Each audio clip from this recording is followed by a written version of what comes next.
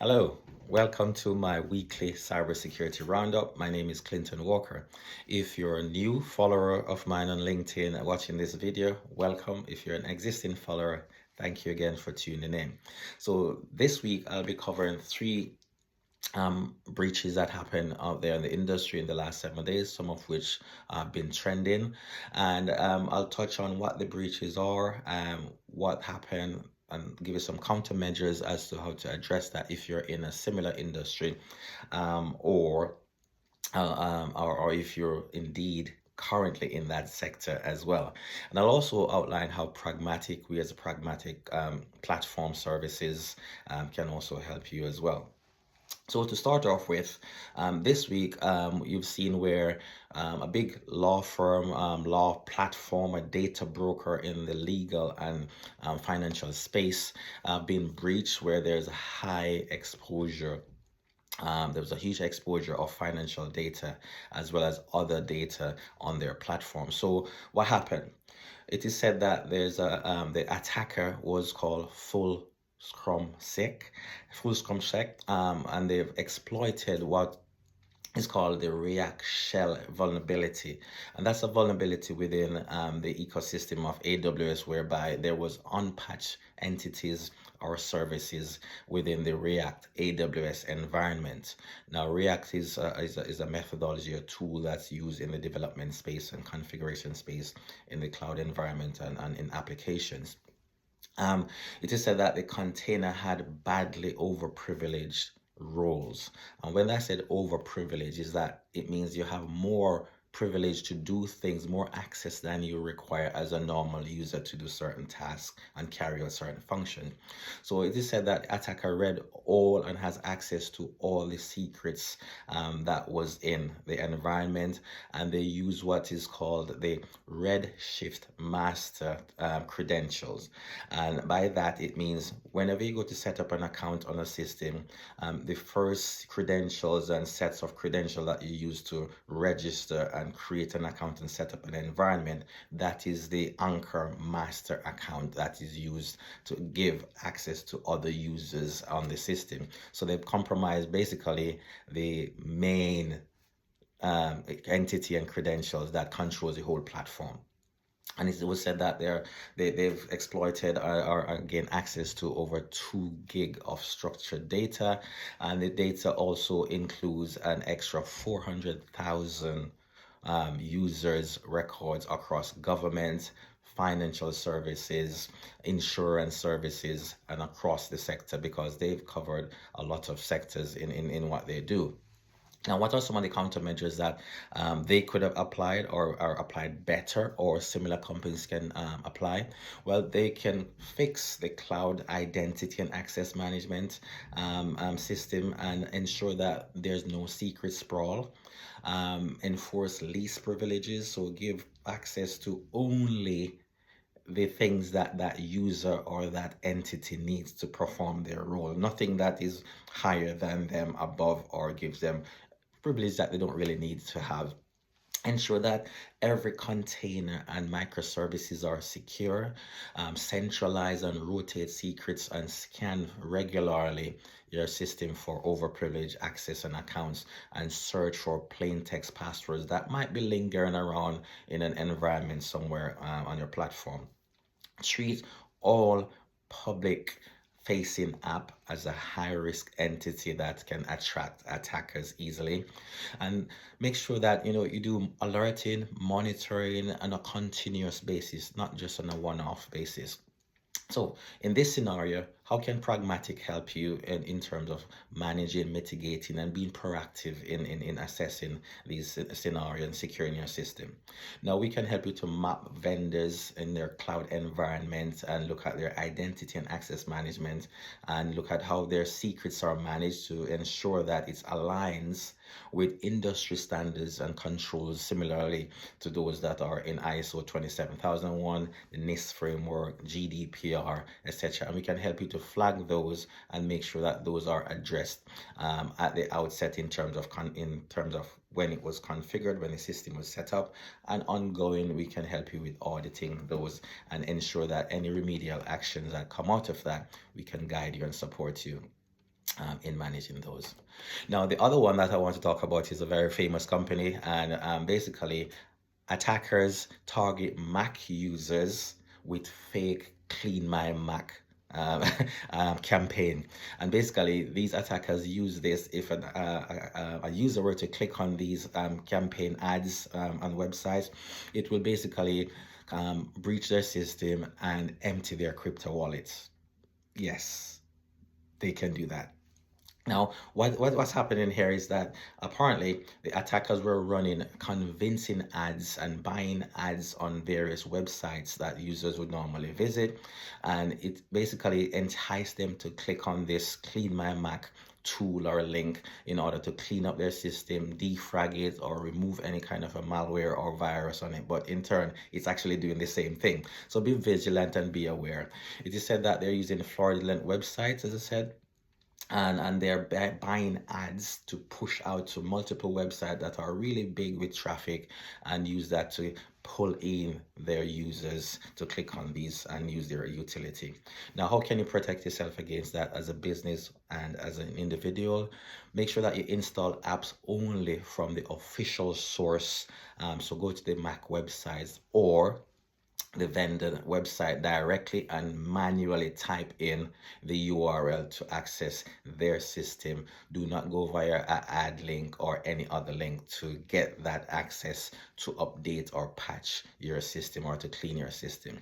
Before you install any type of fix or apps like that, please ensure that you verify and verify again to make sure that it's notarized by that company. It's from Microsoft, it's from Apple, it's from Google. Make sure that that is verified as well. And typically they'll show it as to where it's from, and you can do other checks as well to verify that.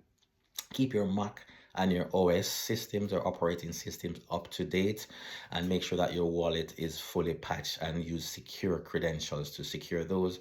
Disable browsers and browser add-on if you're not using them, because some of these add-ons can become vulnerable over time. And do not keep any browser that you're not using. If you're using two browsers and you use one more than the other, I know some of them are specialized in whatever and however they can do things, but try and not use things or have things on your system unnecessarily and not using them, because if you're not using them, you're not paying attention to what's happening to them, the changes that are happening as well. And disable browser plugins as well. So the other breach I want to talk about is one which again is close to my heart and what we do as a business, and it's in the space of mergers and acquisition.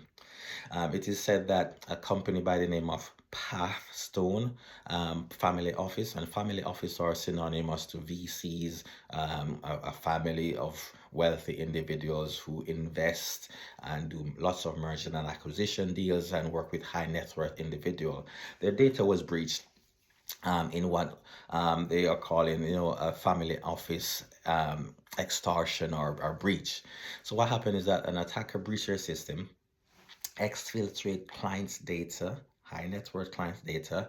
Also, that includes username, passwords, documents, whether that be contracts or deal flow information, all those sensitive documents that you typically use when you're going through an investment process as well. And these are, again, are details of high net worth individuals. And in one of the class action that was published in a notice recently, it says that the exposure of high net worth individuals was massive in terms of the scale and the reach of these high net worth individuals.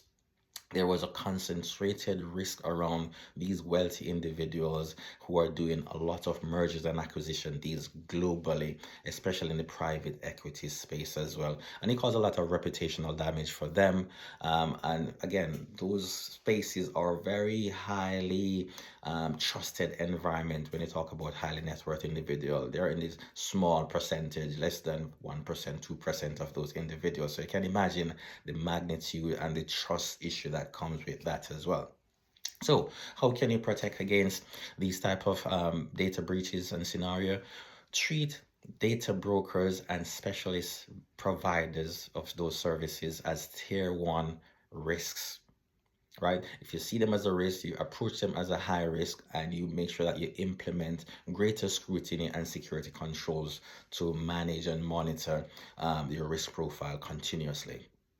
Require deeper technical insights and evidence-based scenario and evidence-based validation.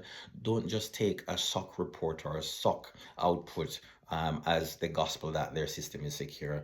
Do not just take a certificate and a plaque on the wall and assume that because they have a certificate for ISO 27000, they have the SOC report, it means that they're 100% secure. Ensure that contracts also include the right to audit, SLA breach notification, and a kill switch. What that means is that, if something were to happen to a particular supplier or one of those high risk supplier, you can go to where they're integrated into your system, switch that off, isolate it, investigate, and make sure that it doesn't propagate across your network and systems. Build a structured due diligence, and this is where we come in as a specialist in the due diligence space around cybersecurity, compliance, and in the M&A space. Structured questionnaires, and we also do internal direct face-to-face assessment as well in the deal flow process, and make sure that all third parties are assessed to identify any potential breach that may derail your deal process as well. We also help you to quantify and make sure that the findings in terms of costs for fixing, if there were to be a breach, we can quantify that to make sure that there's no downside. So we look at regulatory costs in terms of regulatory fines, customer loss, and integration costs as well. Make sure that you're looking at misconfiguration can be overlooked, and because some of these misconfiguration can lead to loopholes where an attacker can actually breach your system.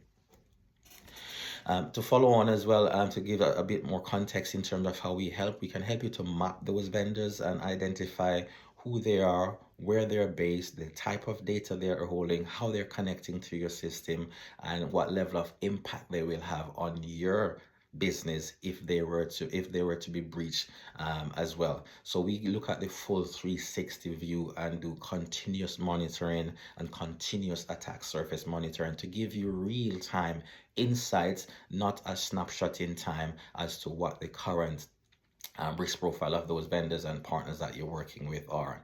Now, we also have this space dedicated for mergers and acquisitions. It's a secure deal workspace where you can execute your due diligences. We have standardized existing questions already in place, and you can also import and customize your questionnaires and your assessment that you'd like to see, that what's important to you. And we manage the whole end-to-end due diligence for third parties, mergers and acquisition, etc. And we have plans and support mechanism to help you through your whole due diligence process and your deal making process. Now, that's the weekly roundup for this week. If you need to speak with us, please reach out to me on LinkedIn, and you can email me as well at clinton@pragmatyq.com. And I look forward to seeing you and speaking with you again next week. Have a great weekend, and I hope you find this useful. Thank you.